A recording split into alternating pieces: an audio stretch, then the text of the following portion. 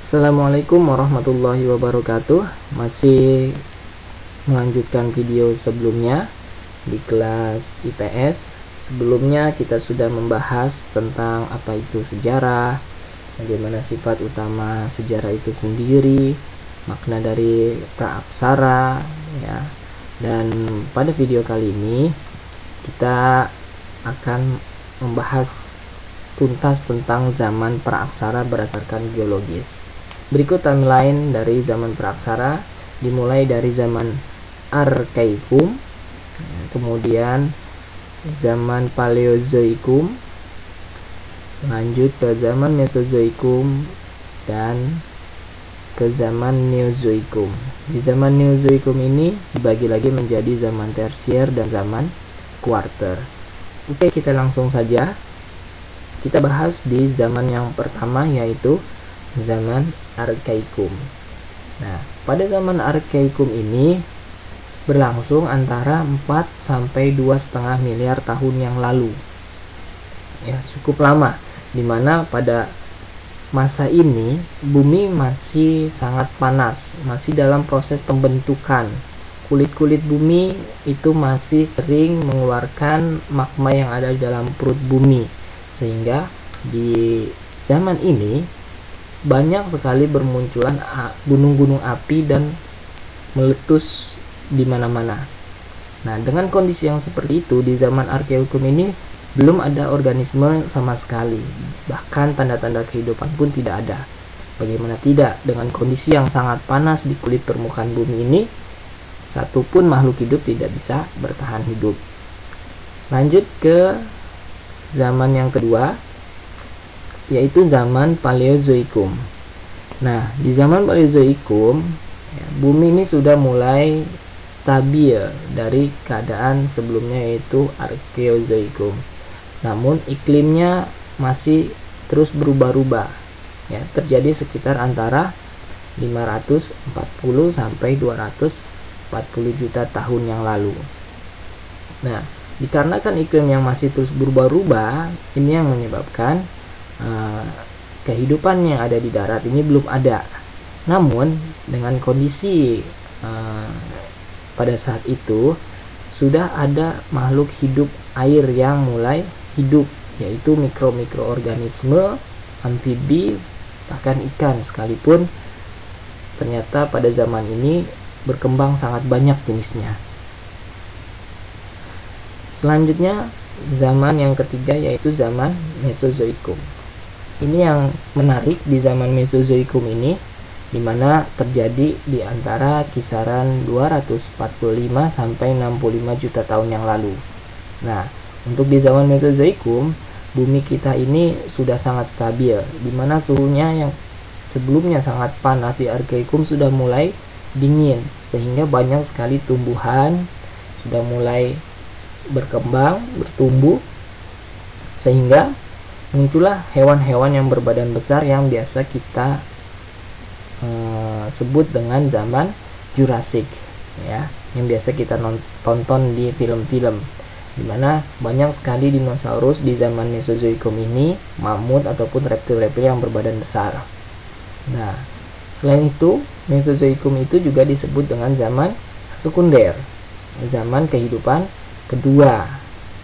Dan ketika pada tahun 65 juta tahun yang lalu terjadi sebuah kepunahan massal reptil ataupun dinosaurus di muka bumi ini, yang disebabkan oleh jatuhnya sebuah asteroid yang menghantam bumi.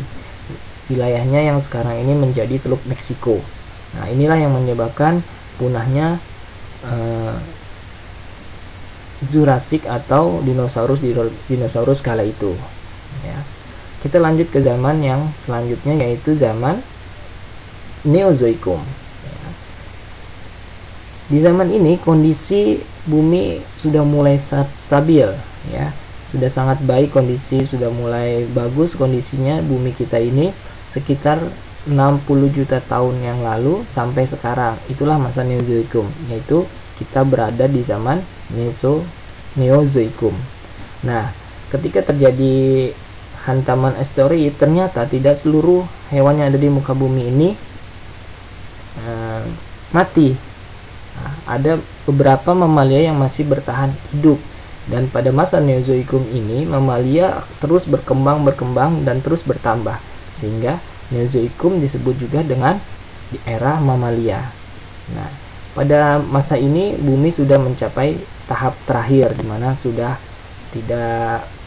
sangat bagus untuk kehidupan manusia maupun makhluk hidup lainnya. Di zaman Neozoikum, dia dibagi menjadi dua periode atau dua zaman, yaitu zaman tersier dan zaman kuarter. Nah, untuk zaman tersier sekitar antara 60 sampai 3 juta tahun yang lalu, ya, dimana kondisinya di sini semakin stabil. Ya, pada saat itu, ya, daratan sudah mulai bergerak, ya, benua-benua sudah mulai memisah dan sudah mulai bersatu, ya. Dan di periode tersier ini dia dibagi lagi menjadi 5 masa, yaitu masa pertama Paleosen, Eosen, Oligosen, kemudian Miosen dan Pliosen. Nah, di masa Paleosen, masa yang dimana tidak memiliki jenis binatang yang hidup sekarang. Jadi jenis yang hidup sekarang ini tidak ada di masa Paleosen. Nah, di zaman Paleosen ini juga mamalia masih belum begitu kompleks, ya, masih berkembang, namun berkembangnya tidak begitu banyak perubahan secara kompleks.